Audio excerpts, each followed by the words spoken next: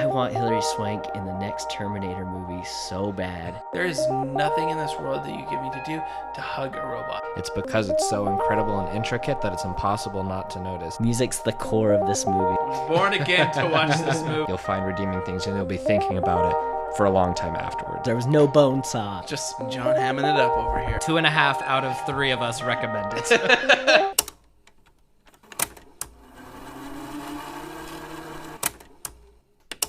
Everybody loves talking about movies. Let's talk about movies. All right, everyone. Thank you so much for tuning in to the Pause, Rewind, Play podcast today. We have Josh. How's it going, guys? Vince. Hey. And a first on the Pause, Rewind, Play podcast, we have Michael. Hey, everybody. Yeah, first guest. Thank you. Thanks for the invite. Well, no, thank you for being willing to join us three here and talking about this movie. Yeah, so this is my buddy Michael. We've known each other for a while now. Before we started the podcast here, me and Michael had been, like, months ago, we were talking about doing a movie podcast, but I'm too lazy to get into it, and the mics were expensive, and so it never ended up happening. So I've just been looking for an opportunity to get him in here on a mic to talk about movies with me. Yep, really excited. Well, so let's hurry and recap, actually, what we saw this past week. Let's start out with Vince. I haven't really been watching anything new. Stranger Things came out, season 3. So we decided to jump right into season 1. And it's driving everybody that I work with crazy because they just want to talk about season 3 and I keep making them shut up. Or I just walk out of the room. So I'm watching that and that's about it. Well, I mean, that's me. Just so I can go next is Stranger Things 3 is definitely what I was watching all week. I watched it by myself, in the first 2 days it came out, and now I'm rewatching it at a slower pace with my wife, and it's worth it. Check it out if you haven't. It's awesome. What are you watching, Michael? Well, I started Stranger Things season 3. I got one episode in and decided I wanted to rewatch Boy Meets World. So I'm on season 4, episode 13 of Boy Meets World. It's life lessons. Like, man, that show. Everywhere. That is a throwback. Oh, it's so good. Topanga still got it. That's perfect. I have not been watching Boy Meets World, but I have watched more TV this week than I have in weeks. And it was because I watched Stranger Things with my wife. Then I was a little confused on some very specific details from The Handmaid's Tale. I don't know if anyone watches that. I went back and rewatched 4 episodes from season 1 and 2 from season 2 because I had to piece together some very important lore from Gilead. I don't know if anyone else is a big fan of that, but yeah, I watched season 1 and 2, and after season 2 ended, I just kind of lost interest. But my wife is still watching every episode, and she's really liking it. You've got to watch this season. I will recommend it. I will in full eventually. Is season 3 out? The same thing happened with, I started watching Euphoria, but then, I don't know, Stranger Things came out, and if I'm going to sit down and I'm going to watch a whole hour-long show, I can only do like one at a time. I can't jump from show to show to show, so Stranger Things is just kind of taken over. You watched Game of Thrones, right? I did. Remember, there are like 4 bajillion characters that you kept track of there. You can jump shows. No, I'm just kidding. I'm kidding. I'm sorry. Give me too much credit. I'm not that smart. Throwing Vince under the bus. You were basically watching 4 shows at once when you watched the first True. 6 seasons of that. I'm sorry. But no, great, good. Anything else before we kind of jump into what are we doing? Anything, Josh? We're doing a competition bracket thing. Yes. So I know that we usually announce our next movie at the end of the podcast, but today we won't because our next movie is undecided because it's going to be picked by you guys. We're having a competition, single elimination sort of tournament bracket about all 10 of Christopher Nolan's films to see which one you guys like the best. So check us out. You can vote on our Twitter at Pause Rewind PLA. And then also check us out on our Instagram at Pause Rewind Play Podcast, and those movies will be up against each other, and you can vote for your favorite one on our Instagram story as well. We'll total up the votes and we'll do a round each day, and then the winner that you guys pick will be the topic of our next week's movie podcast. So check that out. Check us out on there so you can make sure that your favorite film wins, so that you can hear us talk all about that next week. Will it be The Dark Knight? Only time will tell. Well, we know what Vince wants to watch. I'm really hoping for something else, like The Prestige. I like, not to go too far into it with, like, because I've been sort of on the back end of this, making it all happen, but that's strangely one of the ones that I think might happen. I think if anything is going to beat The Dark Knight, it would be The Prestige, even though it's like the 8th seed and The Dark Knight's the 1st seed. Tons of people have messaged me before I clarified to them, hey, like, go to our Instagram account to vote. I just sort of put a thing up on my story like, hey, like, vote for your favorite Nolan films, and I had 3 people message me, and each one of them, they usually said 2 movies, but every single one of them mentioned The Prestige. So, and not to go too far into it, but The Prestige is winning by a hefty amount right now versus Following, which that's not a big surprise, but I mean, just saying that, I think that'll be a good matchup to look out for. So check us out there. You can find the bracket, see what's going on. Something fun that we're going to be trying to do a few times. Maybe not always to pick a new show, but just to say, hey, what are the best movies of 2010? What are the best movies of this director? And we'll do this. So check it out. It should be pretty fun. What if we did, like, we had a tie and we had to do a mashup of the 2 videos? You would have to take and go to VidAngel, and you'd have to have them edit the movies together to make a mashup of Inception Or just hit Night. just hit play on both at the same time. And just see what you get from it. Yeah, and see what comes out of it. Oh goodness. That could be a real trip. I would enjoy it. Speaking of trips, let's move into this movie. But really, we're going to talk about Midsommar a little bit, which is a brand new film that was released just what do you want to say? Just this past Friday. Just on the 3rd of July, day before the 4th. This is a really interesting film that was produced and put out, directed and written, all of that, by Ari Aster, which stars Florence, I can't say her last name. Pugh, Jack Raynor, William Jackson Harper, Willem Blomgren, and Will Poulter. And it's kind of set stage in a world where comes love, heartbreak, loss, traveling, and that need for wanderlust and fulfillment. Is that a good enough kind of... So real life, pretty much, I guess. Yeah. But is that good enough overview of the film, or do you want to give a little more thought to it? Isn't that crazy, too, that this is a horror movie, and that's what you described it as? Like, all of these great, happy things, but this is a straight-up horror. Like, it's not a horror in a kind of general sense, but by the end of the movie, it leaves you feeling the weight of the movie. And it's a movie that's just bright and happy and beautiful, and even the music is beautiful yet unsettling, and it's really different type of horror.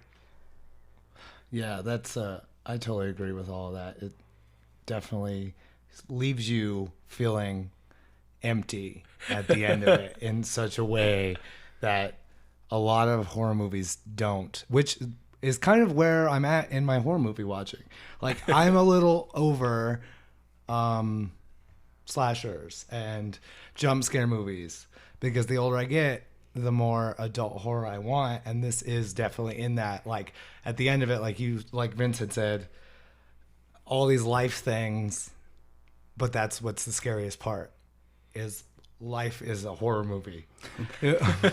Exactly. Just just like you guys both mentioned, is that it's such a different type of horror, and we'll get more into what we specifically thought of it, but I just think that it's great that Ari Aster with Hereditary and this movie is sort of one of the main factors in revolutionizing the new horror genre, and he's doing a good job of it. It's so strange that we look at it, and it's set in Sweden, in northern Sweden, in the middle of June. And so you think about that, and they have the whole midnight sun thing. I looked it up, and in Sweden, in northern Sweden, about where they're at in June for the summer solstice, there is literally less than an hour a day that the sun sets. And so you think about that, and you're like, this is a horror movie when it's like never dark ever. And I mean, when you watch the trailer for this and you see the light everywhere, you're sort of like, this is a horror movie? Like, how is that going to work? But I mean, if you've seen it, you know exactly how it works, that it just fits all together perfectly. It's a new type of horror, and we'll get into it. Whether we love it, we hate it, I guess you'll have to find out. I think it just goes to prove that reality is terrifying. Absolutely. But I don't know. I think this was one of my biggest films I wanted to see this year, to be honest with you, because after watching Hereditary, which I know we're probably going to refer to at another point during this, I was ready for this. And what I love is how bright and colorful this is, this whole film. If you've watched it, you know. If you're going to watch it, be prepared. Like, you do not need to worry about it being a dark and gloomy film because it's so dang bright in Sweden. But the reality of it is it'll still put you on your toes and kind of make you go forward. Anyone else have any other thoughts before we jump into anything? I would also bring up, like you brought up Hereditary, I would also bring up The Witch in this genre of horror. Mm-hmm. It's not a classic horror film that is trying to make you jump every 5 minutes. It's a horror movie that makes you really feel the subject matter, and it makes you go home and really think about what you just saw and what you're feeling at the time. And like you said, Michael, it's the genre maturing, you know, in a great way. And I think I'll be referencing Brightburn a lot in this episode too, because it's a movie that we did. I think this is our first episode. It was our first episode.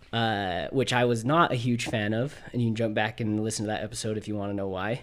Or I could just tell you now, it was very generic. And this one's just so much different. And I don't know if I would recommend it to everybody because it's such a slow burn, different kind of movie. And like I said, it makes you feel really weird. But if you're into the horror genre, it's a must see. I think so.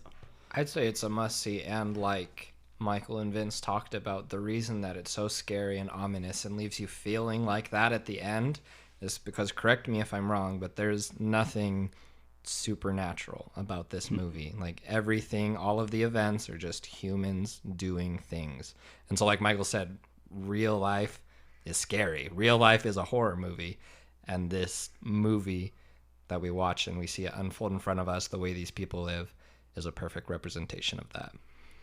Yeah, I agree. Nothing more I can say without really going into spoilers. Yeah, let's do it. Let's jump into spoilers. All right, folks. Spoilers ahead. If you haven't watched the movie, get out of here, go watch the movie, then come back and listen again later, because I've got a good feeling about this episode and kind of talking about it. So, spoilers ahead. You've been warned. If you're not ready for, spoilers, get out of here. If you are, welcome to the show. So, who wants to start off? What are your thoughts of the first 15 minutes of this film? Tell me about it. What are your thoughts? I'll go. So, the movie starts out dark in winter, which is completely opposite of what we've been talking about. And it starts slow with music, and out of nowhere, phone rings, jump scare. Was not ready for that at all. I jumped out of my seat. I was like one of two people in the movie theater, which was equally as creepy. But the movie starts dark, which is completely opposite of what we've been talking about, and it starts out in a way where there's a boyfriend and a girlfriend, and they're not seeing eye to eye on how they feel about each other. It kind of hits home because like the boyfriend doesn't know how to communicate with his girlfriend, and she's having a really hard time with her family, and that's a big crux in this movie, on the two of them not being able to communicate. It's a situation that I think all of us have kind of like been in at least one point in our lives, where we're dating somebody and we don't really want to be a part of that relationship, but you don't really want to leave because you're too worried that like you found the best, and you don't want to take the risk of something that would be better for you because you're so comfortable in where you're at. And that's where Christian, one of the main characters, that's his name, right? Christian. Mm-hmm. Yeah. One of the main characters, and his girlfriend Danny, that's kind of where they're at the beginning. And Danny is so worried about like she's needy, right? Mm-hmm. And she's so worried, and this is a thing that you recognize throughout the entire movie, is just like how dependent she is on her boyfriend. And that's what makes this first scene so much more impactful. Like looking back on it, is you see that so straight up, her little sister has depression. She has bipolar That's disease. what it is. Yeah. Bipolar. Yeah. So she's going crazy, and she gets an email or a text message or something saying it's sounding like she's gonna kill herself. Which straight up, she kills herself. And in the text, it says something along the lines of, "I'm gonna see dark" or something, and our parents are coming with us. Yeah. Which she ends up killing herself and also her two parents, leaving Danny all by herself. This girl who's already a little bit codependent, and she just becomes like that much more dependent on this guy who's not fully invested in this relationship at all. Well, and even him just being there, right, throughout all of the struggles and everything that she's dealing with, he's not really there. We watch them come back from a party, and he just goes and sits on his computer. He puts on his phone, right, turns on his phone, and he just, and then, he ends up, having this weird confrontation, this weird moment where just like, oh yeah, I am going to Sweden. I mentioned it when probably he didn't effectively communicate. That's what I got from it. It's like, there are times when I know in my relationship with my wife, there are times I just think that I've told her things, because sometimes I'm like, we talk about everything, and I really didn't say a freaking word to my wife. And yeah, it can cause problems. And I think in this scenario, this is what gets Danny pushed to the point where Christian invites her, whether it's willingly or as him feeling like this is a way to make up for it, right? He's like, I invite her, but she's not really coming. And then when she shows up, they are all like, you're coming, right? And she's like, well, yeah, I guess I am now, like, because you guys want me to come too. And so it changes the game when she's actually on the flight, right? And plus, think about it, she's alone pretty much. I just want to throw in, I was really impressed with the way that they cut this scene, or this sequence, because it went from like, it moved fast, this first part. Getting them to the commune out in Sweden, it moved really fast. It went from like this really intense, heavy suicide and the relationship problems that she's having, and then it cut to her visiting, or Christian. This is where also you meet his friends.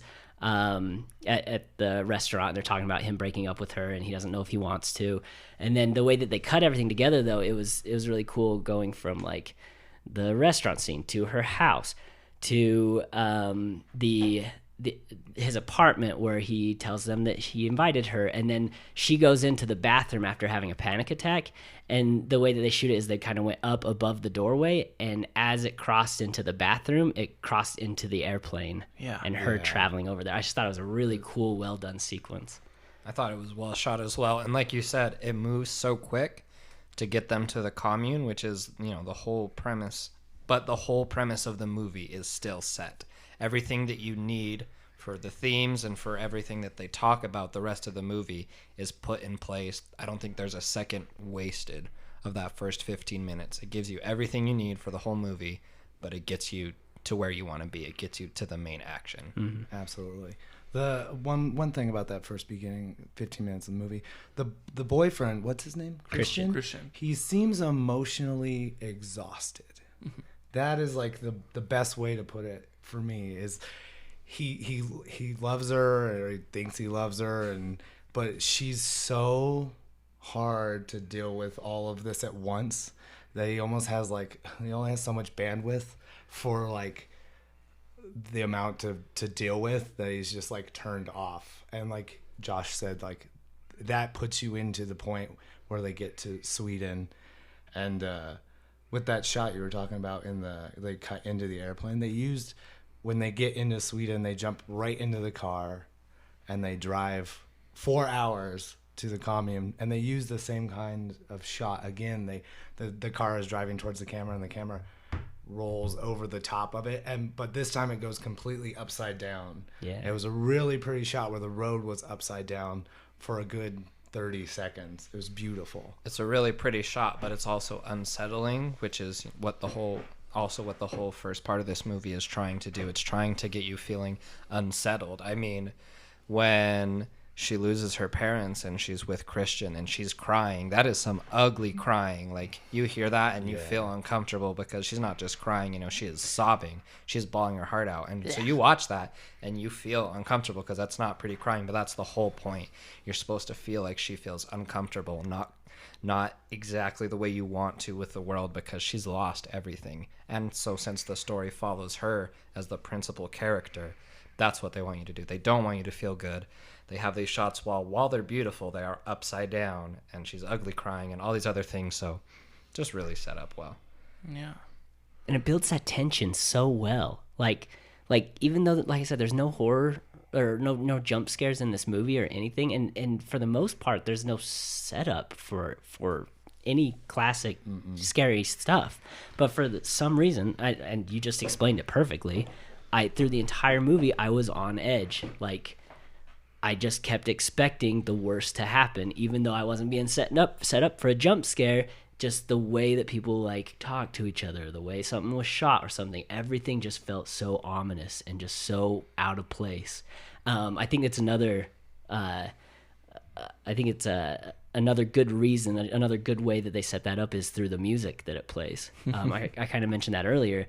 It's this, string instruments that are so beautiful in some scenes and just so eerie in other scenes. It kind of can be taken both ways, and it just sets that feel and that tone for the movie through the entire thing.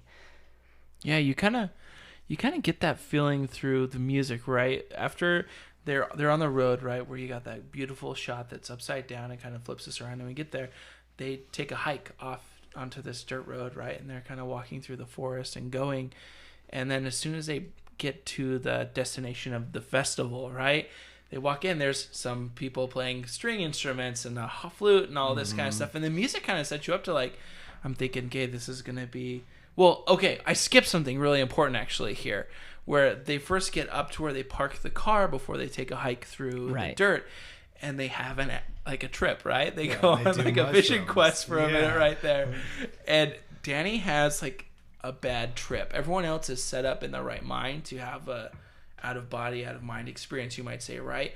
But Danny is kind of like fighting. She's like, I don't know if I'm ready. And Chris is like, well, I just won't do it either. And Danny's like, well, I guess. And gets to the point where she's like, she'll do it. And then, she has this really unsettling trip. And then it ends with her having passed out somewhere in the grass. And then thus begins more of our adventure.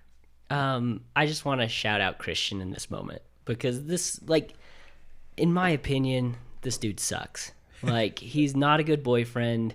He is stuck in a relationship he doesn't want to be in. He's not able to give her the comfort that she needs or able to relate to her, which isn't necessarily his fault, but he just never, he just does a lot of crappy things, even to his buddy. Towards the end of the movie, when they're talking about their thesis, he tries to straight up steal his friend's thesis. What's that guy's name again? Because I keep wanting to call him. I got all the names right here. His name is Josh. But what show is he in besides this? The Good Place. The Good Place. So he is the exact opposite of his character in The Good Place in this film. And I loved him so much more in this than The Good Place. He did great in this movie. He did so good. He's a little over the top nerd in The Good Place. He was perfect nerd in this one. Okay. He was. I agree. The other friend. This is Mark? Mark, worst human ever. Ever. I don't know if I was supposed to not like him as much as I did, but he got under my skin in the worst way. If I'm gonna say anything I don't like about this movie, it's that his character. Yeah. He was just rude and it was unbelievable. I've seen characters I don't like in movies, but he almost went so far as like you wouldn't have any friends if you acted this way. He's kind of that buddy that everybody has that you don't really want around, but you've known him for so long that he won't go away. I'm right. You're kind of obligated. Vince is like trying to hit at Michael, like, yo, man. This is why we didn't do a podcast together in the first place. No, but I agree that Mark is that character, but I think they could have toned it down a bit, but I also think it's sort of integral because he is sort of that driving force for Christian to, because I'm not saying that Christian wouldn't have wanted to dump Danny even without him, but he's the real driving force between them and breaking up. He's the one who says, hey man, you don't want this chick, you can get yourself a girl who likes these things you like and everything else. So he's sort of that driving force trying to push them to break up. And even when we were talking about the mushroom scene, and even though Christian's a little bit awkward about it. He's like, oh, I'll just like wait for you. And then Mark, he's like, wait, so we're just gonna have completely different trips? And it's just like, and so that's what forces Danny to say, oh, sorry, it's fine. Like I'll do my thing. So yeah, you hate him. I think he plays his role though. And He's he's like what he has to do. But he's he's the funny. worst. And he's funny. Like, he was cracking me up. His trip in that scene where he's just like, guys, why is the sky blue? What? Just everybody lay down. Can you please lay down? He plays that role of just like, in a movie that's so like heavy and tense, he plays that relief. Gives us that relief. But I want to jump back real quick just to finish my thought on Christian. It's these moments that make me actually like Christian a little bit. He's this crappy guy for the most part, but he's trying, and it shows in that trip when he's and when she's ugly crying and everything too. Like, he's trying to be there for her. He's trying to be the best boyfriend that he can, even though he's not the right person for it. Mm-hmm. So I just wanted to sum up my thought on that. Just defending the bad guy. No, I'm just kidding. But let's talk about once we get into the festival area, the commune, right? They walk in through this like ray of sunshine, right? That's what it literally looks like, is the sun just like welcoming the day, and the sun never sets after that. But what happens? Like, kind of what are your guys' thoughts on this when they get there? So for me, going back to the like color palette of the way the movie is shot and like how everything is bright, this for me sets up like one of the biggest points for me in the whole movie was it's so bright and beautiful for these people, but it's also horror for another group. Mm-hmm. Like, what is normal for some people is terror for another, which I think is basic. It feels like a big point on the whole movie. Yeah, exactly. Because you have, and I'll get into it more later, but this commune turns out to be a good thing for some people and a bad thing for some people. Obviously, there are people who live here. This is their lifestyle, and they live this way. For them, it's all a good thing. Whereas to us, the audience, and for most of the main characters, they walk in, they see the happenings of this, and they get freaked out. But that's sort of what the director's doing. So Ari Aster, what he's doing is he walks us into this commune, and we're expecting a horror movie, and he pushes us to the limit of what we're going to accept as okay. And he does this both subtly and extremely directly. He does it subtly with different parts of the movie, us like watching and being like, why are these people doing that? Why are they holding each other this way? And he does it as directly as they walk in, and you have Simon and Connie there, and they're like, are we not going to talk about the bear? It's a bear. And so he's literally challenging us there to be like, hey, what's going to be okay in your mind? What's not going to be okay? Because that's what this whole story is about, is that it's a community that lives differently than how, we in America or wherever you're listening normally see the world. What are we going to say is okay and what's not okay? Well, I don't know if any of you guys have ever been to Alaska in the summer, or to Sweden or a place like this when the sun does not set. That's a weird experience. So we went on vacation to Iceland last year. Oh, yeah. And we had that experience for 2 weeks of it never being dark and having to wear face masks in the tent while we tried to sleep. Mm-hmm. Also very kind of surrounded by the Viking culture. So the whole movie kind of touched home a little bit plus I watched like 6 seasons of Vikings, so there's a lot of like similarities. I was like, I know that, that's a pagan, it's a Viking ritual, it's this, it's that. It made it a lot of fun. Well, I really actually want to get into some of those ritual things as we get farther back, because I got a little excited because I saw some of this in Vikings, and I was like, what? So I'm pumped, but it's a little unsettling to have the sun never go down and just be in constant bright, right? It's weird. And because where we live in North America, right, the sun tends to set between 6:30 p.m. in the winter and 10:30, 11 p.m. at night. And I guess not that late, but like 9:30, 10 at night in the summer. So having that weird experience of the sun never going down and having it portrayed in a horror thing. Because I always wonder, what do bears do? Like when I was in Alaska, what do bears do at 9:30, 10, 11 at night? Because we're out fishing on the river, and the guide was like, oh yeah, by the way, like you might see a bear just casually stroll by here. And I'm like, it's like the middle of the night, man. He's like, yeah, it's totally normal here right now. It's like, that's so mess. Weird. But kind of thinking about it, it is a weird time to think about. Like summer, we love summer, but this is a really unsettling summer for some. Like, I don't know. So that's interesting. Vince, do you want to have anything to add? Sorry, I've kind of like monopolized this moment. That's totally fine. So I think it sort of, it sets the stage.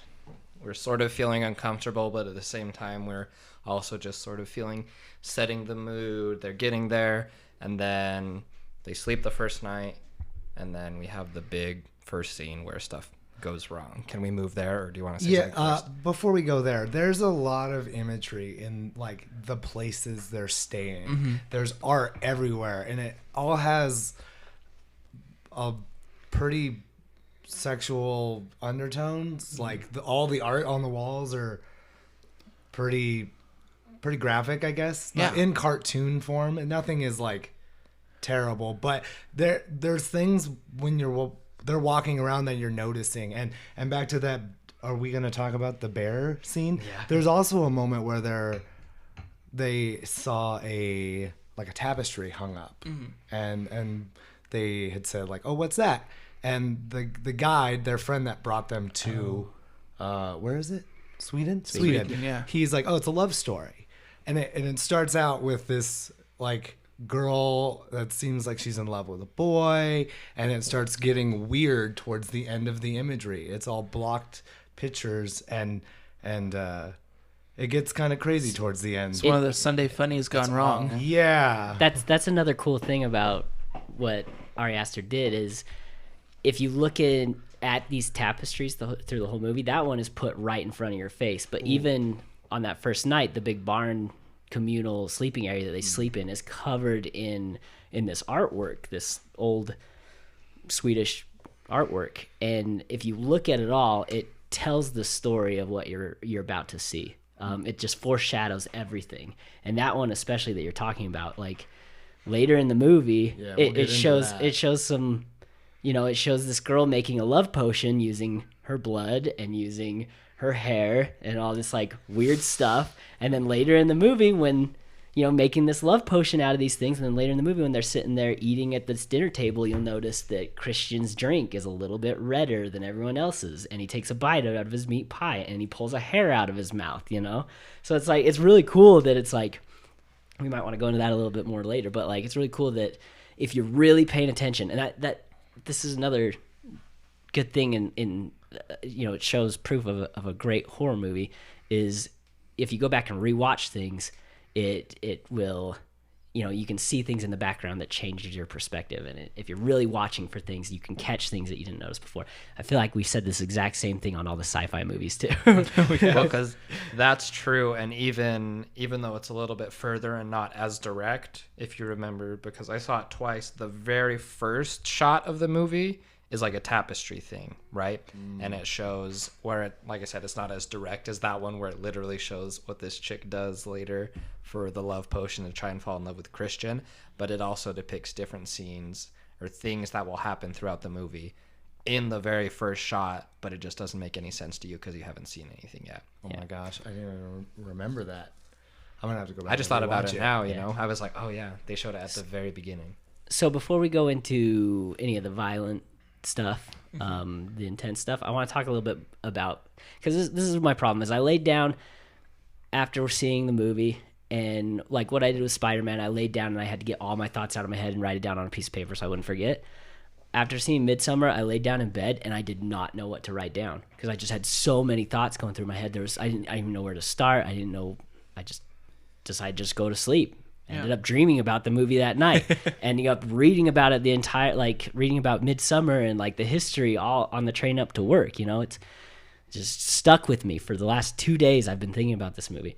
But I just wanted to go over Midsommar, what like the beliefs now before we jump into what Ari Aster did, because he said so the Swedish Midsommar is not as crazy as they make it, of course, as they make it seem in this show. It's actually really tame. He actually pulled things from, like you said, pagan worshipping and European midsummers. There was like 3 different countries. I think it was like Sweden, German and European midsummer traditions, and he kind of like I think built the it all one in guy one. hints at what midsummer traditions are pulled from, because that's what he's doing his, what's it called, thesis or whatever on. Yeah. He's that's where he pulled all of it from, is those. So you find out where all the different variations of it come from, where he put them together and what he made Yeah. for this movie. Sorry. Yeah, no, exactly. So I just wanted to go through a couple of modern beliefs. Number one, Midsummer. The Midsummer Festival, it celebrates the arrival of summer, and in Sweden, the climate's a little different, so summer comes a little bit later, and it's around May that it ends up happening. That's where they get the May Queen. The maypole is still used to this day. And they do a little dance around that. One of the most popular dances is I'm gonna ruin this. I'm gonna destroy this word. Smagradorna. Smagradorna? Is that right? I don't know. Which translates to little frogs, and it's a favorite of the locals out there because, from what I read, because it's really silly looking, and so the adults and the kids can kind of enjoy it. And the weirdest thing that they do. Young women pick 7 flowers and put them under their pillow so that they will dream about their future husband. And that's as weird as it gets. It's really like cool, fun festival that I'd really like to go out and check out. So I just wanted to run through a couple of those before we get into what their interpretation of Midsummer Festival is. Speaking of those flowers, there is a scene towards right before the ending where there's a bunch of girls just walking backwards picking flowers, and it never references it again. Yeah. They never say anything about it. Did you pick these while walking backwards? Christian said that. Sorry. What was the line like? Someone's got to tell these girls they're walking funny or something. Yeah, That's the guy we hate. What's his name? Mark. Mark's the worst. Well, also going into kind of, before we kind of dive into another thing with these, midsummer festivities, there is a section where it actually shows each of them are assigned a rune, and it's put on their dress and their apparel. So, for instance, Danny has one, which is an R rune on her dress, which symbolizes a ride or a journey. And then next to it, there's also one that's like a, what do you want to call it? Looks like an hourglass. Hourglass, doesn't it? which represents day or awakening. So it kind of like, there's a lot of symbolism in each of their clothes as they receive their outfits from the commune. They've already been pre-assigned a task in this thing, and so I don't really know what was on everyone else's besides Danny's, but I'm curious. Good for a rewatch. Yeah, it's time to go back and rewatch, and maybe I need to learn the runic language, the old and the new, whatever that language was they reference. I don't know it, but I'll figure it out. So the rune with the R shape, Yeah. I'm pretty sure it's Hope. My wife has that rune on a elk's antler that she bought in Iceland. Oh. It's kind of weird. You look at it now and you're like, oh Yeah, no. it's a whole different- You're gonna No, find it under your she knew bed. the translation of it. I can't remember what it is. It means like you're suffering loss or something like that. But so it's that makes sense. it's because of those things. Like I kind of recognize, again, like from our trip, like I recognize these little things that normally I wouldn't have. Yeah. Man. Oh, well, that makes sense. That'd be cool. Because if it's like, the suffering loss, I mean, the moment, not to jump too far backwards, that Pele, right, the Swedish guy who's with them in America, learns what she's going through and that she might be coming, he's not like Josh and Mark and sort of tries to inch her away, nicely. But he's like, you should come, because he knows what this community has to offer. He knows like that it would be good for her. And so He also talks about his parents' death. Sorry to interrupt, but he talks No, about his that's parents' good. death and how his parents also died, but they died in a fire. So a little bit of foreshadowing there. But yeah. So even though I like that so much, because even though he's so awkward about it, like it's so fresh for her, and he's like, oh, my parents died in a fire, my parents, and she's like, stop. He's like, but I understand. Even though he's awkward, it's just because he's trying his best to put himself out there so that she'll come and see what this community has in terms of empathy and everything. So yeah. Can we talk about? I think his name is Pele. Pele. Yeah. Just talk about him for a minute. We talked a little bit about how like the scary thing about this is not a monster; it's kind of human nature. Pele was the nicest guy in the movie, and the movie sets it up for you to expect Danny to be some sort of sacrifice toward the end of the movie. like she talks to Pele and she's like, I'm going on the trip with you, and he says something along the lines of, I'm most excited for you to come with. And she's like, it's my birthday, and he gets even more excited, and so it's like it's like leading you to expect this bad ending for Danny, but really Pele's just got the best, like just hoping for the best for her. Like you expect it to be this twist where he turns on her and like they tie her up and they throw her in the fire or whatever, but no, he's really like genuinely cares about this girl and wants to help her and believes that his commune is the best thing for her at this moment. The best for her, but the worst for the rest of his friends. Yeah. And he plays creepy and super nice really well. The actor was great at this, and it feels like he got the, like, I guess, cultural divide where Josh was saying, like, she kind of was awkward about him being like, my parents died. I understand, but and she didn't know how to react to that because, like, we don't talk about our emotions that way. We don't open up in a sense like that. And Vince had said, like, he can see this is going to be good for her.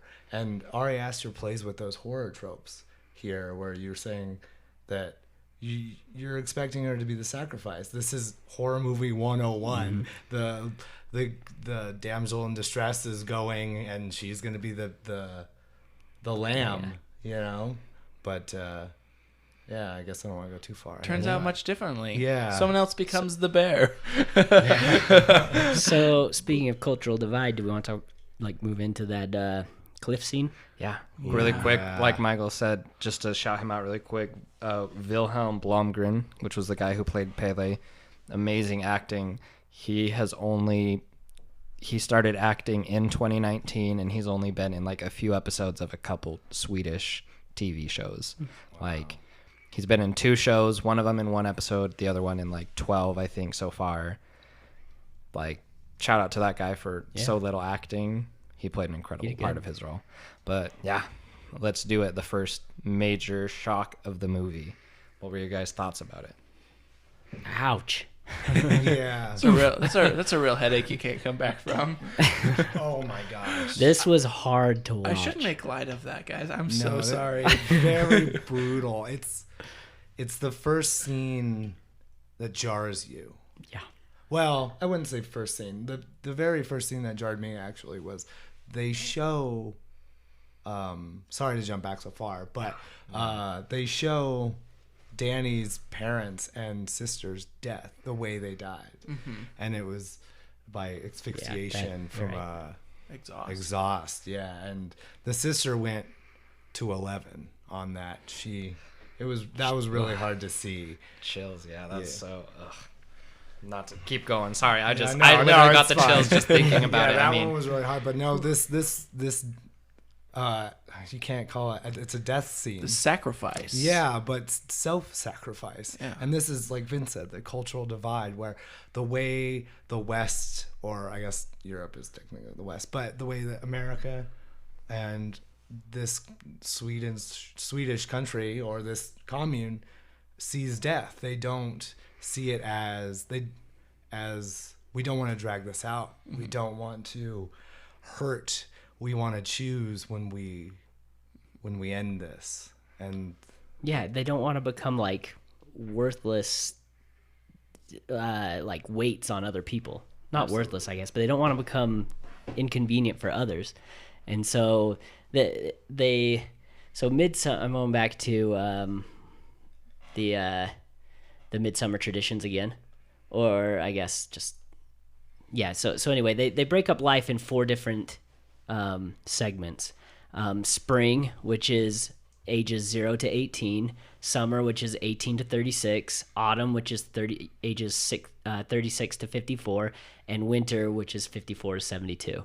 After you turn 72, you sacrifice yourself. So, and I think they mentioned something like this in the movie. I could have got it wrong, so correct me if I'm wrong, but they said that they sacrifice themselves so their spirits can go into the newborns or something along those lines.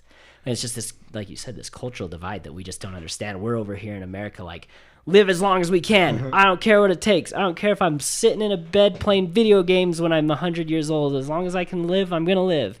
And they're like, no, that's ridiculous. Like, once you turn 72, you don't become a burden on somebody. You go through this ritual of jumping off this cliff and killing yourself, and your spirit goes on to help the next generation. Well, and not just with jumping off, like the first person who jumps, very successful right off the bat, right?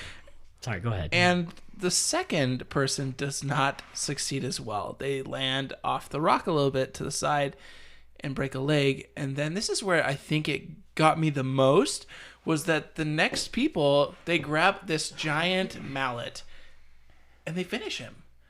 And that was the hardest part for me. Like, I weirdly get that, like, there are times when you have, like, there are people that believe this, right? Like, I can't remember, someone says, I try to keep an open mind, you know, of other people's beliefs, but I was like, the first one I was like, okay, and the second one I was like, shit. Like, I'm sorry. Like, Yeah. that was how I felt. I was like, oh! That was rough. And they didn't mention who they were, but I think that was his family. There was like one male and another woman and 2 kids. And I think that was his kin that finished him off. Yeah. Yeah, that's like weird to think about, because I didn't think about it that way, but that's probably very true, because they believe it so much that they would be willing to do that because they see it as an honor, and they just want to help him finish it. Obviously he's in pain, and it's just sort of what I talked about before, is that they push us to that limit because we see this, and like you said, it's jarring, it's shocking. While it was hard for me to watch the mallet, I think for me the first one was the hardest, because even though you knew it was happening, just seeing the face plant there and coming off, oh my gosh, that was so hard. But then right after that happens, we almost feel like the British couple there, right? Simon and whatever her name is, Connie. Yeah, Simon and Connie, where he's just freaking out. He's like, this is messed up. But then the lady goes to him and she tries to explain. She says, this is beautiful for us, this is amazing. And so it tries to pull us back, be like, yeah, we know that we just shocked you really hard, but like he says, like Josh said, or like Christian says later, like, try to keep an open mind. This is what we do. So it's just pushing your limits. What's going to be okay? So, I don't mean to make light of the situation, but what was that guy thinking jumping legs first? I don't know. He just stepped off the cliff. People can go senile at 72, right? I think that must have been it. Yeah. This is something I keep talking about my wife, but something I saw it with her, so we had a lot of conversations before I came over, but like, we both were like, what was he thinking? Like, that's the worst. If you're going to kill yourself, don't, do what the first girl did, dive. Well, I think also there was a little bit of reluctance in the first lady. She showed some hesitation, whereas that guy just went out.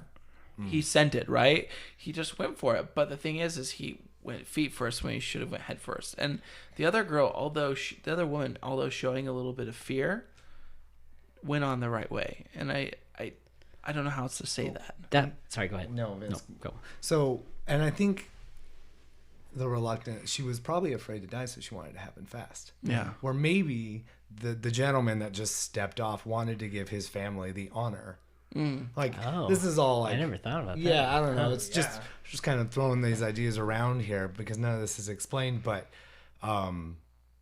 yeah, like maybe that was the case. So, yeah, the one thing that it did pay off with it, like from the standpoint of that guy, I don't understand why he did it. From a movie making standpoint, I just realized as you guys were talking, it did foreshadow the ending of the movie, where he jumps off, he breaks his legs, he's in pain laying there, and the reaction of the group, the one guy grabs the mallet, and the reaction of everyone else is screaming in like pain, like as if they're in pain. Yeah. And they're like sharing that feeling that guy's going through, which happens again at the end of the movie when Danny goes through, catches Christian, and ends up, in the moment of screaming pain again, and all of the women come around and support her and scream the same, like match her screams, match her breathing. And it kind of showed this commune, as much as we don't understand it, really are there to build each other up.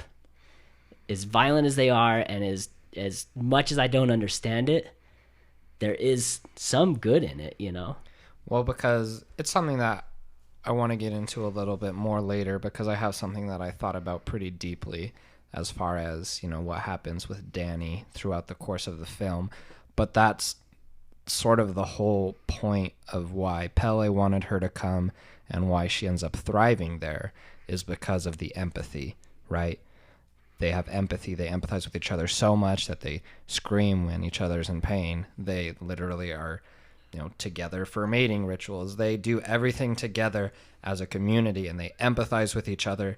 And the reason why she does so well there is because that's what she was missing before, right? Absolutely. With Christian. That's why she ends up doing so well. And so that plays out so many times during the movie. The end when they're burning, during the mating ritual, during the part where she's screaming, and at that part where the guy falls off the cliff and they're all screaming in pain as well.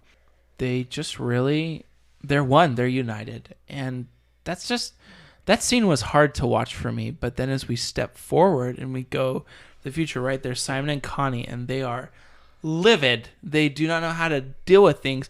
But what one of the elders goes ahead and does is she yells, "You did not prepare them for this. Did you not tell them?" Right? And he's like, the guy who brought them, I tried, like whatever he said, I can't remember, but it was more like an excuse of like, and then she goes to him and says, "Hey, these are our customs. Like, they wanted to do this. They wanted to be a part of it. They understood this. And you need to be respectful of that." And they're kind of like, "No, this is BS," the whole time, right? And I think that's something to kind of keep in mind, that although they're there, those guys aren't bought into the idea of what this celebration or festival really is. They're bought into their own personal enjoyment. And you can actually see that at the first part of the movie. Essentially they're like, "Welcome, and we'll provide you with anything you need." The other people that come with, sorry, I forget his name, the Americans. Yeah. Oh, wait. So The Pele or Americans. Angry? Pele. So Pele. the other people come with Pele, they just kind of go with the flow on what everyone else does. And I'm not saying that this is a bad thing or anything like that, but the Brits are the only ones who take them up on, like, you see them only, they're the ones who bring beer over, like, outside of it. And they're the ones who kind of go out of their way and ask, whereas the Americans kind of go with the flow or flow with the go, whatever you want to say it as, right? And I'm not picking it apart really there, but it kind of proves that those guys were not prepared to just, I don't know what you call it, assimilate with the experience. Mm-hmm. Definitely. No, yeah, for sure. So I think that's definitely one of, you have a lot of hard scenes to watch in this movie, but that one, especially because of the physical, aspect of it, it's really hard to watch, because even if you do understand it as far as something that happens and they're honored by it, I mean, suicide, not to get too dark, is never pretty, but the act of jumping off the cliff onto a rock, or jumping off the cliff and having someone smash your head in with a hammer, is just so jarring that it pushes them to the brink, where even though they try to keep an open mind, it's something that pulls on them, and it's something so hard and so hard to understand that it pushes Danny, to think about her parents and her sister. She sees them there, right? She sees them there as if they were the two that fell off the rock, and then her sister there in the middle with the thing attached to her face. So it pushes them to the brink, the people who aren't there and who don't understand it. Is it an emotional preparation for the next steps of joining the commune? I mean, you put it beautifully there. Like, and that's another thing that like comes back to us talking about, this is normal life for them. This is like, it's the same thing as like if you brought a child into a Catholic church and all these things were happening and the child's like, "I am so scared," but it's so normal for everybody else around them, because this is just life. So It's true. Yeah, it goes to show what a belief in something, the extent that belief will take someone. We know wholeheartedly that doing harm to another person is bad, but if there's meaning behind it, that we truly believe and that we're doing good, we can do monstrous things. Absolutely. It's a really cool way of holding up a mirror to religions and being like, see how easy it is to do terrible things when it's your religion. Like where they don't see it as terrible, but everybody else around them is like, "Yo, this is really bad, guys." Well, and going into that, and I don't mean to like play too terribly against any specific group of folks, right? Think of the Crusades. Think of some of the wars that have been fought in the East, some of the wars that have been fought in the West, all in the name of one being or another. Absolutely. And yeah, that's a really good thought to really think about, is what's normal to me and my belief system may be completely foreign to someone else. And that's always a terrifying thought, I think. I don't know. Yeah. But That's part of the horror, right, of this movie, is seeing why something is different to us. It's completely normal to someone else. You know, real life is terrifying. People see the world different ways, and those different ways can be terrifying to us. And while we try to keep an open mind or respect other people, there's a lot of times, you know, a moment where you need to stop and say, hey, this is too far. Hammer smashing. This is wrong. hammer smash. Hey, think this is that's- a hammer smash in the head moment. Yeah. This is a not okay This moment. is pretty much a recreation of Robert Baratheon and Aegon Targaryen's fight at the river, like where you can find rubies in it still. Warhammer. No, I'm kidding, but that's a Game of Thrones reference for those of you who don't know. But Vince, what's up? I segue into the end of the movie, right? I want to talk a little bit about Dany's nightmare that she has. Do you guys remember that? When she wakes up in the middle of the night, she walks out of the Where it gets barn. dark. Yeah, it's finally. dark outside finally, and she sees all of her friends jump in a car and drive off without her. And friggin', what's his name? Matt? What's his name? Mark. Ugh. The worst person.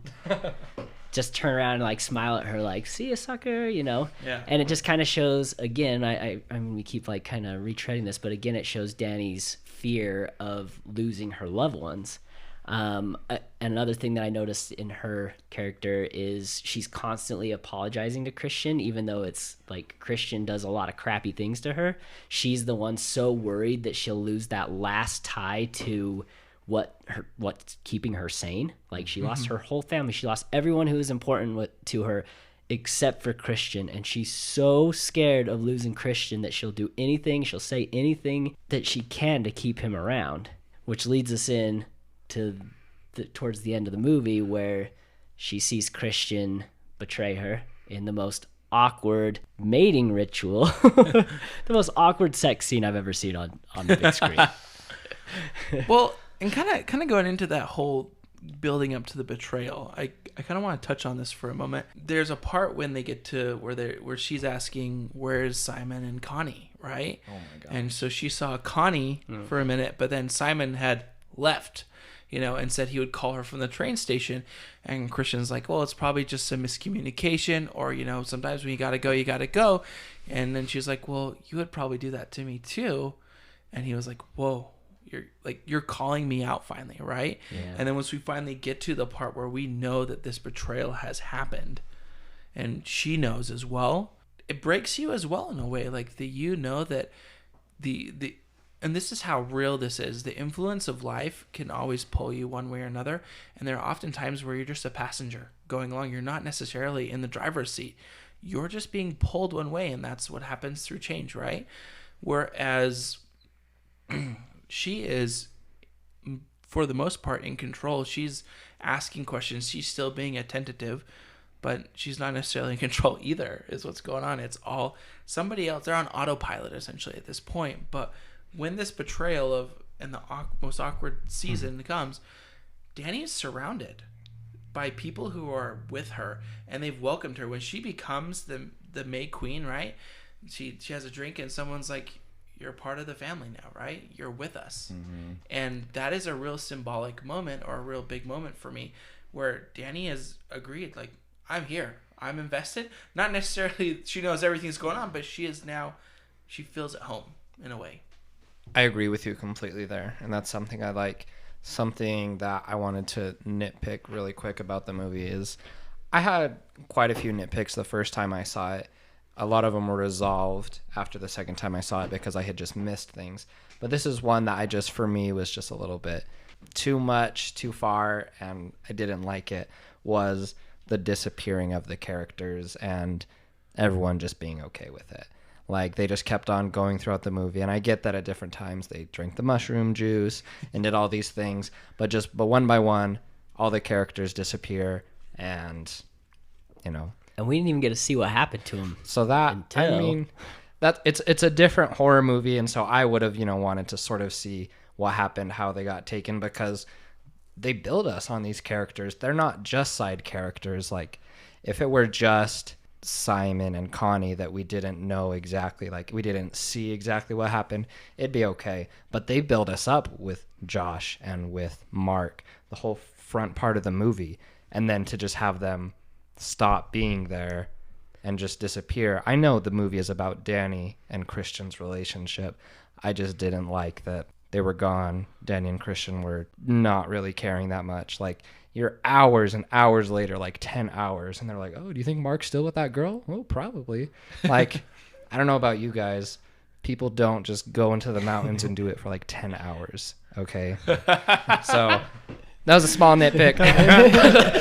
Speak for yourself. Is that what you think, Michael? I mean, I guess maybe I'm wrong there, but that was something I didn't like. Just the characters disappearing, people not even caring about it, us not getting that much of an explanation. I get that they needed to keep the story moving. They didn't want to make it any longer than it had to be. That was something that I disliked. With the characters disappearing, on the nitpick of that is totally valid, but they used it in another one of those moments where they took the horror tropes, because Connie's fiance disappears, and she's panicking, she's freaking out, she's saying he would never do that, he would never leave, and then they like kind of escort her to like, okay, well, we're gonna wait for the truck out here, and then the next scene is lunch, so you're like, oh man, they're eating them. That's what I thought. Yeah, right? Like, oh gosh, Yeah. oh, they're eating. Well, that's the scene where Christian pulls the hair from his pie, and I was like, oh man, eating a little bit of Connie. Yeah, that's where I definitely went with that, and that's it turned it on its head. Mm-hmm. Like at the end of the movie, you come to find out. I mean, spoilers. We're moving in a linear, but we're gonna jump there anyway. Like you find out at the end of the movie, all of these people that had been disappearing are this sacrifice, because this festival only comes every 90 or 93 years. 90 years. Yeah. And again, it's some of the most violent, gruesome ways to die you can think of, which Ari Aster, the director, pulled from pagan rituals. Going specifically to, what was Connie's boyfriend's name again? Sorry, Simon. Who Christian runs into the barn towards the end of the movie, turns around and sees Simon strung up in the chicken coop. He's flayed. And it's called, they did this in Vikings. That's where I first that's where I recognized saw it. In Hannibal. Too, Yeah. the show. Yeah. So they call it they find him strung up, and he's all cut up, hanging up in the thing, and it's called the Blood Eagle, and it's a Viking ritual that we don't even know. I like I said, I read into this. We don't even know if it's real or not, or if it was a mistranslation from some of the people that read these books. But the Blood Eagle was a ritual, a sacrifice to Odin, where they open up his back, break his ribs, and pull his lungs out from the back. Yeah. So it's like this really violent, like violent thing that they do to these people that again, like we keep going back to culture, is just seems so okay, almost like they should be thankful to be that person who gets to be sacrificed. And even at the end of the movie, there's two Danny gets to choose who the last sacrifice is going to be, because they think it's going to be an honor, and two volunteers jump up and say, I will be the one, because it's an honor. It's my honor to be the one to be sacrificed this year. So there were supposed to be 9 sacrifices. I only counted 8. No, there's 9. I didn't see the 9th. Well, Christian was the 9th, right? yeah, he's Okay. the bear in the middle. Yeah, definitely. Well, also the life of the bear probably might have counted towards one too. Yeah. But like, we need to talk about where they do this big main final sacrifice. Are we to that point yet, or do we want to hold? Well, on? yeah. So just to make sure we have the 9, so you have the 2 old people who are in there, the 2 volunteers from the village, right? Those are the 4, because there's 4 from the village, 4 outsiders, and then 1 that's picked from either one, right? So you have the 2 old people who died, then the 2 volunteers, the 4. And then you have Josh and Mark and Simon and Connie, right? So that's 8. And then Christian and the bear thing is the final one, right? Nice count. But they're sitting in this giant yellow pyramid. they ignite at this point, and throughout the whole film, this has been, you don't go in there. It's a temple. Nobody goes in there. But the old people in the first feast, they come from the temple, meaning what have they been preparing for in the temple to bring it? I thought that they were like the wise old elders at first. Nope, they were the sacrificial lambs. Then going into it, right, where we're at now is all of these sacrifices, they weirdly have some sort of semblance, right? Because the two old people, they're like, one is stuffed with a tree and like one is stuffed with some fruit. And then the two guys, they're in their nice garb and they're just chilling, right? And they give them a little bit of aspen tree juice and they're like, this will make it so you don't burn. Spoiler, they squealed together, the whole commune. But then you have Christian, who's just, I guess we kind of need to talk about him. He is put inside of a bear. Yeah, so the bear from the beginning. I guess we're gonna talk about it. So back to Christian and Danny just a little bit. I'm gonna jump back. Yeah. Where Casey was talking about, where by the end of the movie, Danny is full, like she's in 100%. She's done this ritual to become the May Queen, which we definitely need to talk about. But it's this really cool, like, changing of the guard, because she starts the movie so insecure and scared, and Christian's like almost certain he wants to leave her, and by the end of it, when he's in that mating ritual and she's found the betrayal and she's in it and everybody is with her, he's so alone in this moment. He just looks lost. He's just, I don't know what's going on. Yeah, it's a really cool moment in the movie where it's like they role reversal. Yeah. And you also get that moment too. So one of my favorite scenes in the movie was the dancing around the maypole. I just thought it was really pretty, really well done. Like you said, it showed her just like her turn of just accepting what was going on. She drinks the mushroom tea and is just going on a trip and dancing around, and she's so happy. Like for the first time in the movie, she's so happy. She's found these people, this place where she kind of starting to feel like she belongs. And she ends up winning the May Queen. And this is the moment where I thought, all right, you're going to get set on fire. You know, you're the May Queen. Me too. Everything's been building up to this. You're going to be sacrificed. This sucks for you. But no, it's the complete opposite. She gets brought back to the commune. She hears the mating ritual going on. She wants to go see it. And all of these women in the commune are like, no, that's not for you. We promise you don't want to see that.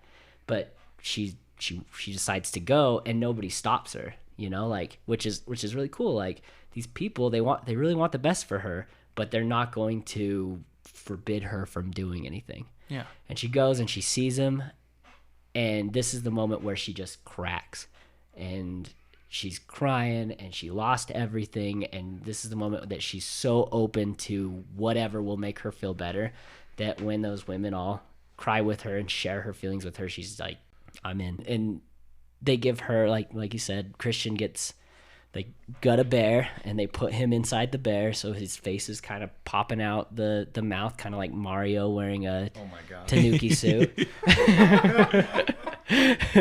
And they give her the opportunity. The May Queen, she gets the last say. Who's going to be the last sacrifice? Is it going to be your boyfriend who has been crappy to you for years, who cheated on you, or is it going to be one of these guys who volunteers to do it? And it never shows us who she chooses. It just cuts to that last scene where he's sitting in the bear suit.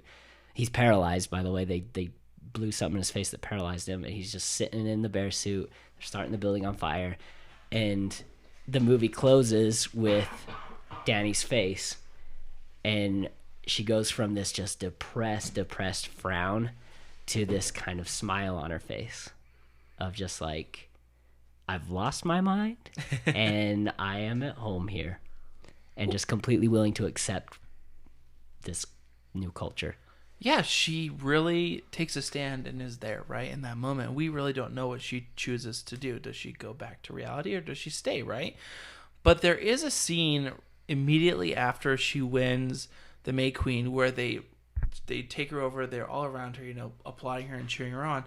But then they have her stand on this pedestal, right? And they rise her up. And that, I feel like, is very symbolic of her taking a stand for herself, right? And deciding, you know, starting that path. Like, we can always say, right, like, I'm going to do something, but then we kind of get going and the journey is hard.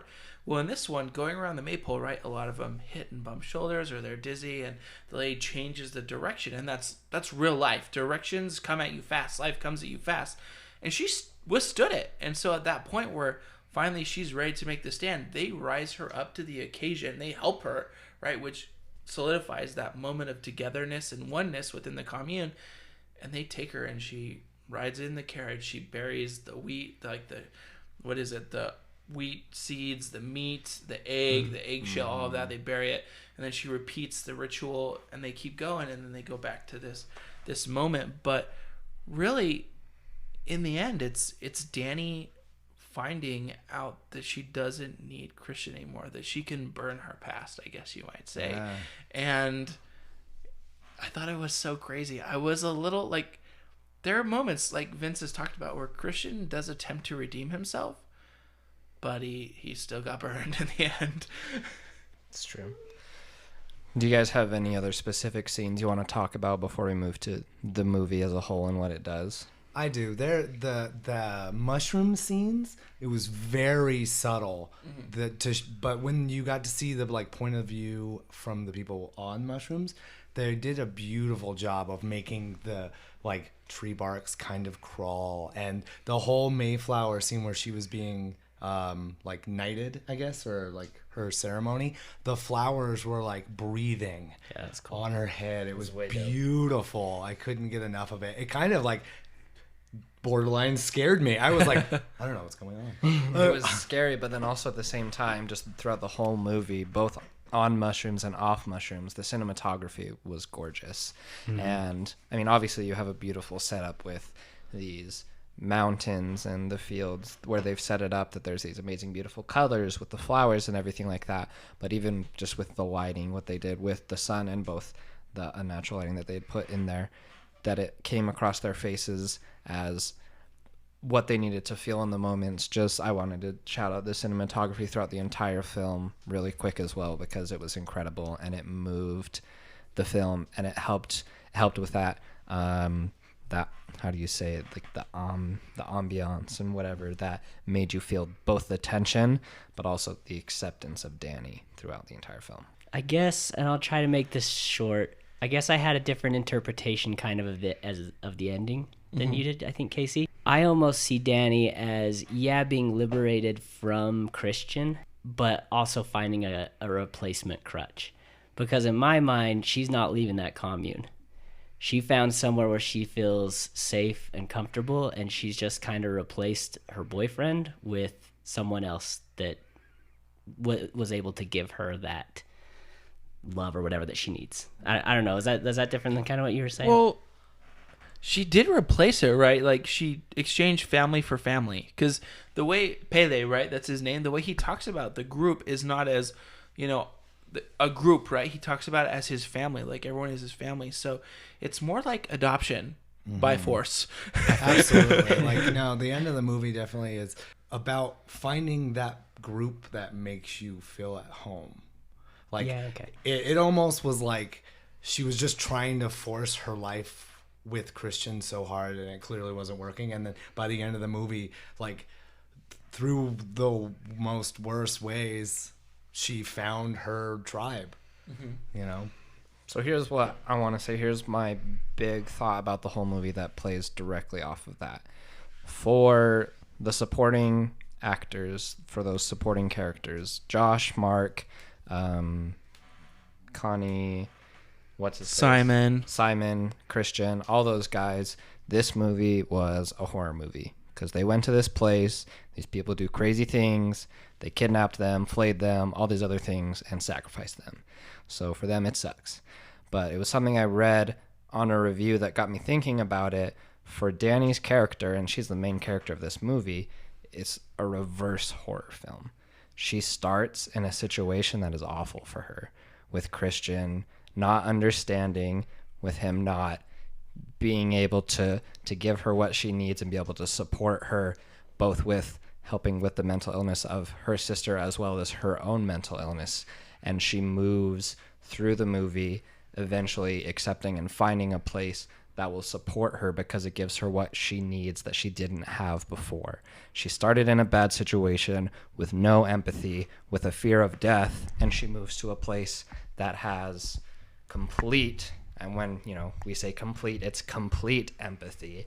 Everybody feels what everybody is feeling, and that's what she needed. And I feel like she lacked it so much before that this entire community feeling what each other feels is exactly what she needed. That's why that scene where all the girls are crying with her, while it's strange and you're like, why are these people doing it? It's so powerful because it's exactly what she needed. It is 100% what she needed. She sees her boyfriend cheating, and what she didn't have before, she gets tenfold.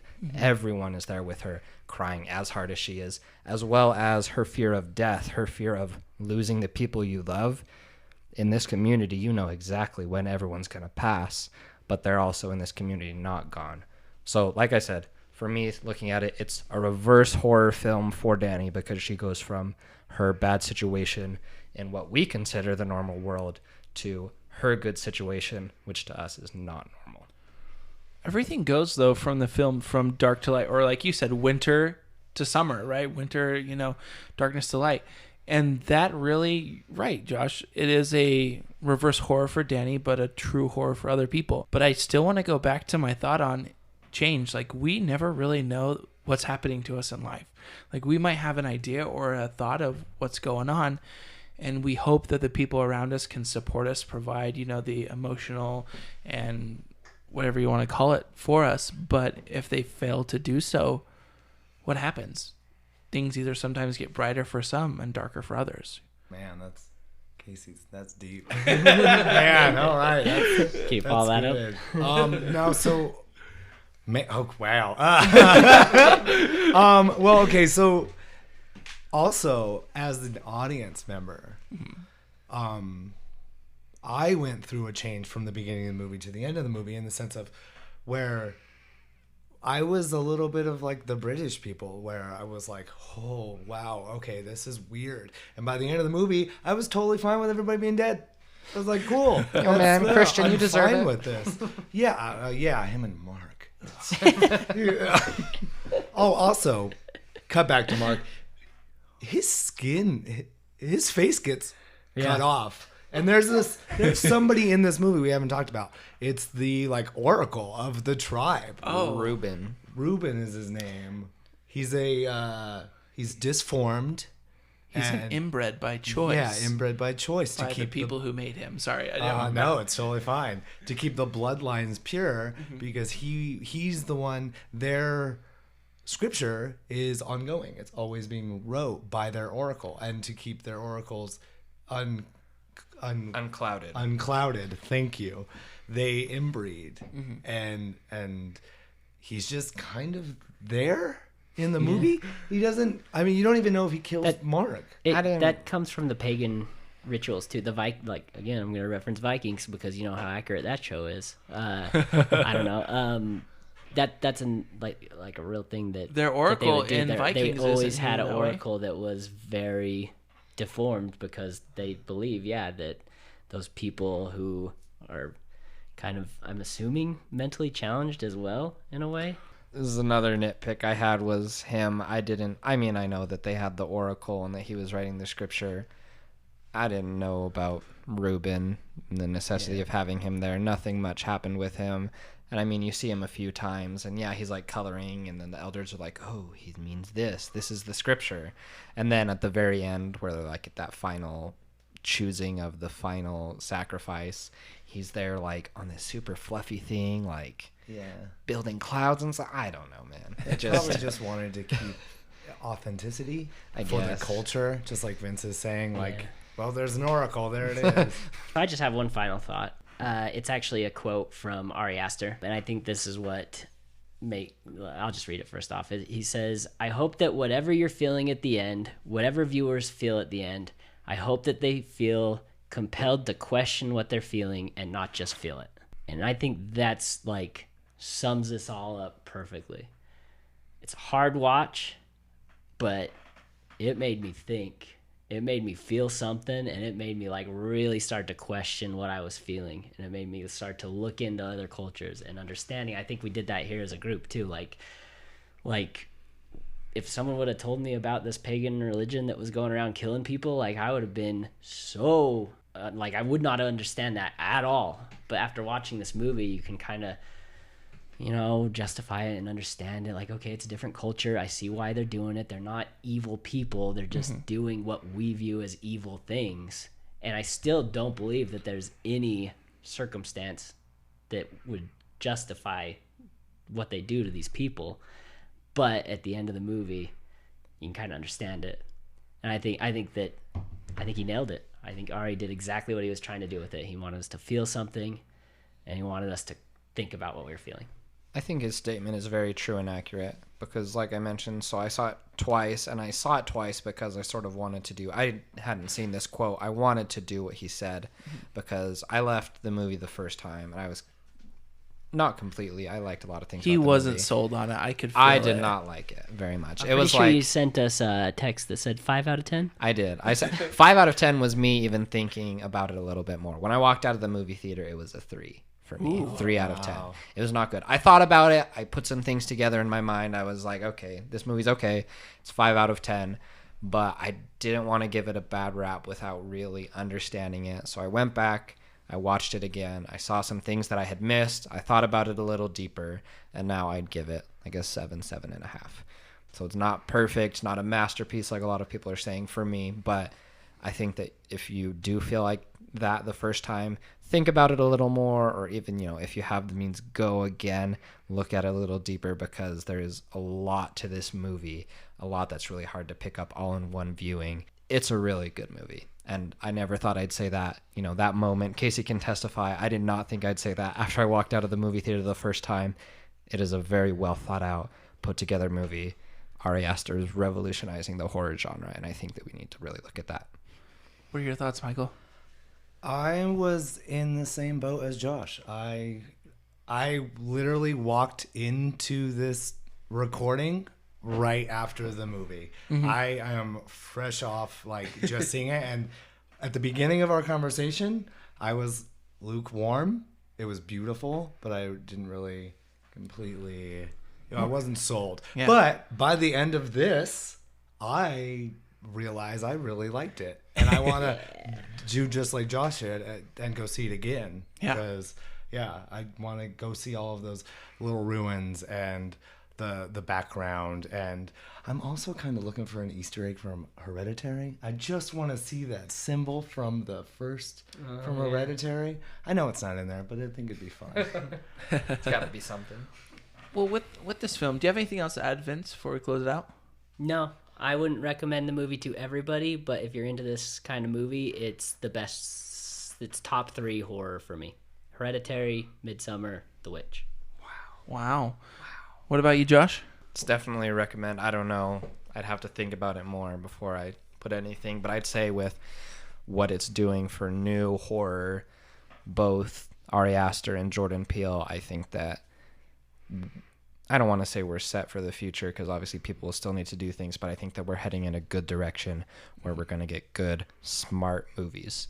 And so I recommend it, and I think that they're doing a great job. It was really, really pretty moment at the end of the movie, just to kind of go back. I know we're at like our final thoughts, but I thought that it feels like I can tell his influences, I guess, because at the end of the movie I got a big wave of Rosemary's Baby, that acceptance, just like of this is my life now, and I am it, and like if that's one of my favorite horror movies, like ever. And at the end of that movie, and I got that vibe, just, man, that is where it's at. Like, I hope that was one of his influences, because you can definitely see it. Yeah.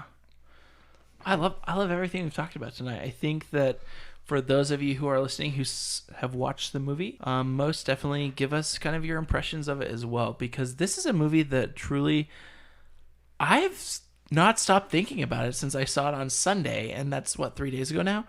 And I've loved every minute of investigating and researching and doing a little bit more with it. So anyone out there who wants to, like, maybe we missed something, let us know in the comments, or let us even just DM us and say, you messed up on this.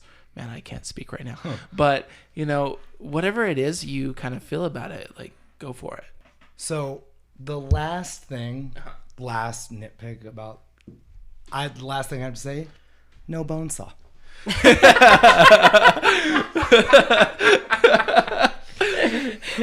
Every movie needs a bone saw. I think that we need to have you on every episode now. You are welcomed into our tribe. Yeah, please come back. This is Thank you. This is a blast, guys. But no, I've thoroughly enjoyed this, and yeah, it needed Bonesaw in there. Whether he was just an odd extra out there like the Oracle or what, I don't know. Maybe he plays a cross-dressing Oracle. Who knows? It could be anything. But for real, for me, I give it like a solid 8.5 because I love it. I think that it's smart. I like the brightness. I love everything. So, you know, you've now heard from all of us kind of what we would say.